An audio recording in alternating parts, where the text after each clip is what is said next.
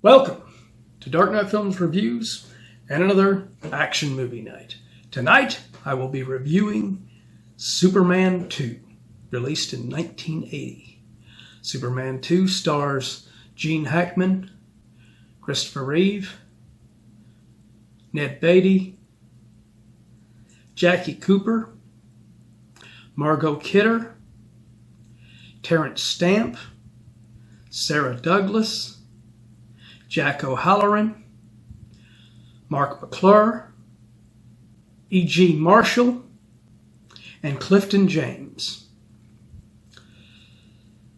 Superman 2 was directed by Richard Lester. From a screenplay by Mario Puzo and David and Leslie Newman, once again. They had written those scripts for 1 and 2, basically simultaneously when they wrote Superman. So Donner was doing both of them when he was directing Superman, but disagreements with the Selkins ended up causing him to be fired. And that's where Richard Lester comes in.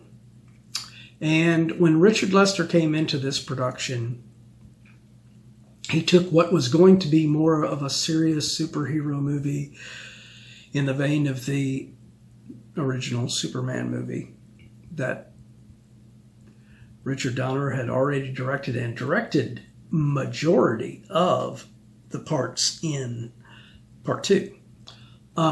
So he wanted to restructure it completely. So he added a lot of more comical, more jokey moments in it that really break the tension in the movie and really hurt it. And because of that, when they released the Superman 2, the Donner cut, I thought that was a highly superior cut of the film.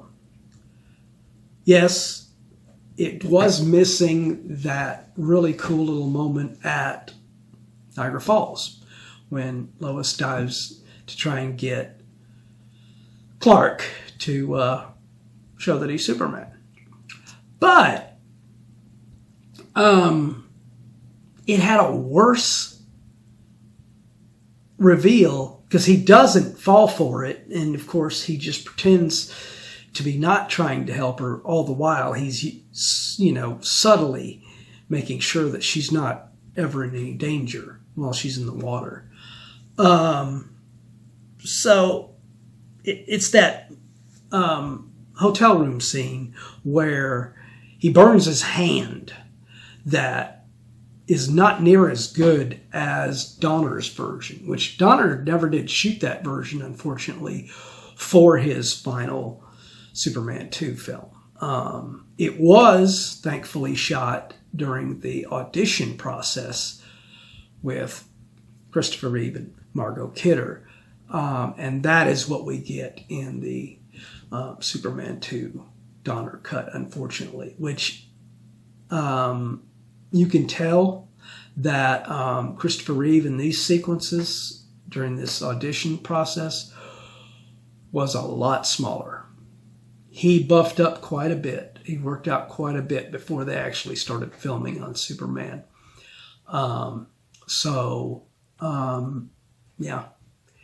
It kind of sucks that Donner was not really able to complete his final cut. And actors on this film were really pissed about it.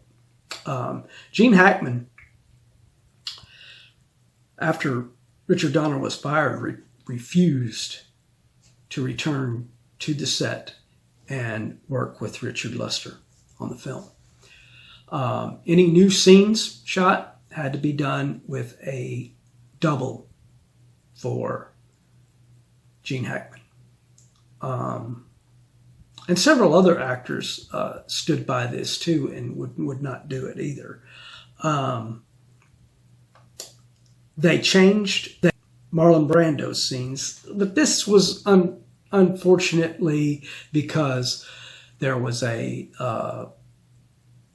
contract dispute between Brando and them. So they changed that to Kal-El's mother is the one talking to him, which doesn't make any sense when you look at the original film.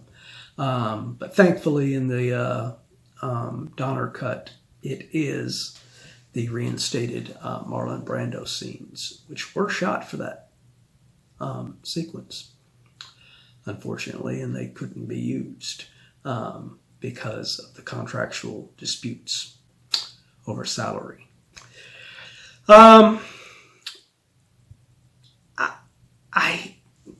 The problem I have with Lester's version is, and I love Clifton James, but his inclusion of this goofy fucking sheriff character just really seems out of place and out of left field in a Superman movie. I mean, Clifton James's character would be right at home in a Smokey and the Bandit movie. He'd be right at home in a Texas Chainsaw Massacre movie. But throwing him in here as this sheriff in a Superman movie doesn't work. Now, E.G. Marshall is excellent as the president in this. I really liked his performance and everything in this. And I don't know if he actually shot all of his scenes with Donner, and those were just remnants of his scenes that he already shot, or if those were actual scenes that he shot with Lester. Some scenes Lester directs that he directed specifically for this, they're not goofy. It's not crazy. The Niagara Falls sequence is not, that's why I don't mind that sequence, so I can understand people's peeve about the Donner cut cutting that sequence out, in place of just having them in the motel room and her trying to shoot Clark, like the audition. I just think that is a better way for her to find out that he is Superman. Because she's using a blank gun and tricking him, and he can't feel it. If you'd been wrong, Clark Kent would have been killed. With a blank?